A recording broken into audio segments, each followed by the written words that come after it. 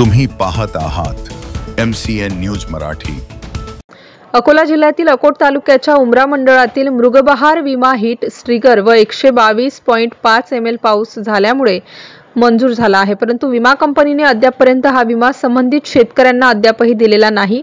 या संदर्भात विमा जिल्हा प्रतिनिधी तसेच विमा कंपनी सोबत संपर्क साधला असता काही शेतकऱ्यांनी पर्जन्यमापक यंत्रासोबत छेडछाड केली म्हणून विमा मंजूर झाल्याने कंपनी या विमा रकमेची पूर्तता करू शकत नसल्याची माहिती कंपनीकडून देण्यात आली आहे।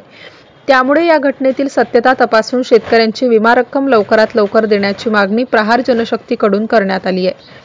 याबाबत संबंधित अधिकाऱ्यांकडून योग्य ती कार्यवाही न झाल्यास तीव्र आंदोलनाचा इशारा संघटनेच्या वतीने अकोट तालुका कृषी अधिकारी यांना देण्यात आला आहे। सदर निवेदन देतेवेळी उमरा मंडळातील शेतकरी व प्रहारचे कार्यकर्ते मोठ्या संख्येने उपस्थित होते। MCN न्यूज मराठीसाठी देवानंद खिरकर, अकोट।